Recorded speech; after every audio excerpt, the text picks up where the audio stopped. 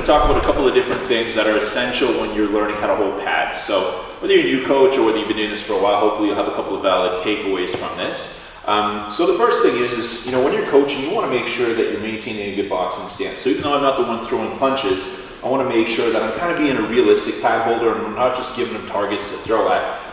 Punch placement is really important. So for example, if I'm holding for him and I want him to throw a jab, I want to make sure I'm holding it at the height of my chin, and I want to make sure that he's landing with his big knuckles, so right here, okay, in the middle of the pad. Most pads have a little dot there as a target, and so we're just going to hold it here, and he's aiming right down the middle. There's no benefit for me to hold pads for him out here, because all I'm doing is I'm teaching him to punch like this. Okay, I see this all the time, and it drives me absolutely bonkers. So make it realistic. So I'm going to hold it right here. He's going to snap that jab and bring it right back. Okay. I want to have a little bit of resistance in the wrist, but I'm not chasing his punches. In other words, when he throws, I'm not going. Like I've seen pad holders, it looks like I'm doing all the work that he is. That's not pad holding. Okay.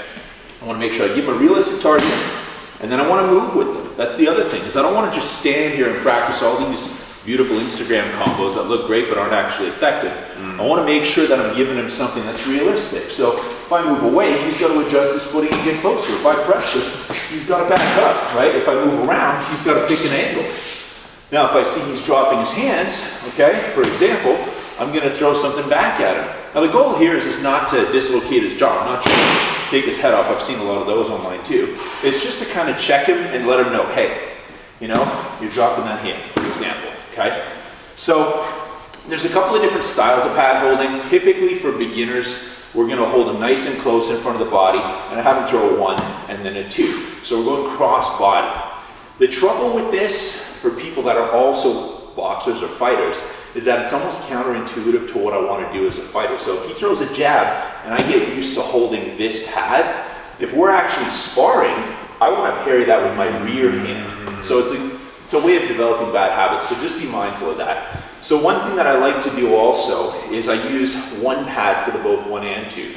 Because your opponent is actually going to have one head, believe it or not, not 2. So holding these 2 targets here is actually not really productive. So I'm going to have him throw the 1, 2 here. This leaves my other hand free to check and make sure his hand's staying where it's supposed to. So go ahead. Good. Now I want to give him just a little bit of feedback. So I'm not chasing the punch, but I don't want to have noodle hands either where he's punching nothing. So right at the moment of impact, I'm just giving him a little pat, pat. That's it. Okay, so firm wrist. Go ahead. 1, 2. Good. 1, 2. Good. Now for my 3, I'm going to bring my left hand up here. So we're going to go 1, 2, 3. That's it. 1, 2, 3. And again, just checking his guard, making sure he's keeping everything nice and tight. One thing you will notice, difference between, for example, perhaps a Muay Thai or an MMA stance or a boxing stance, is that here for the body shots, if I'm boxing, I'm going to use my elbows to absorb these, right? So you notice with Javier, when he was blocking to the head, he had a tendency to bring it up into more of a helmet guard, which is absolutely fine for kickboxing and Muay Thai, but for boxing, he's going to get eaten for lunch, okay? So keeping those elbows tucked in nice and light. So again, what I'm doing is I'm just focusing on good form and technique, but I want to make sure I'm giving him feedback so that he knows what he's supposed to be working on. So 1, 2, good. I'm moving with them, 1, 2. Good, now finish on that hook, 1, 2, 3. Good. Again, 1, 2, 3. Good. I'm also going to encourage him to move his head after the last punch, even if I'm not throwing back, just to get him in the habit of moving. I don't really care where he moves. He can slip left, slip right, he can go straight down, he can pull back. I just don't want him to throw and then wait for the receipt, okay? So I'm going to go 1, 2, 3, and then he moves, right? Slips off, moves the feet. 1, 2, 3. Beauty. Now we can also work on reactive pad holding instead of proactive. Proactive is where my fighter is going to be initiating an exchange. Reactive is where I'm going to throw something and then he's going to counter. So what I'm going to do is I'm going to shoot my jab, you're going to slip, and then you're going to throw the 2, 3. So slip, 2, 3. That's it. So now we're combining offense and defense. Getting him moving with me. Slip. Good. Slip. That's it. Slip. So when you're doing these drills, start off slow. Build the momentum. Make sure he's making good, solid contact. Now, if there's something you don't like, Let's correct it right away. Don't wait and add more punches and build a combination until you've got the foundations of the mechanics down. So if I'm saying throw the 1-2 again, let's say throw the 1-2 here. It's very, very good. Now if there's something in there I don't like, I'm going to correct it right away. So you see he dropped his hand there intentionally. I know you never do that on purpose. So here, 1-2. There we go. I'm going to let him know.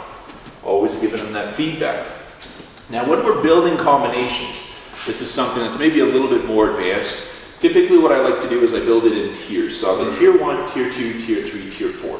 So tier 1 is we're just walking through it. So let's say we're going to throw 1, 2, 3, 6. 1, 2, 3, and shift up your uppercut, okay?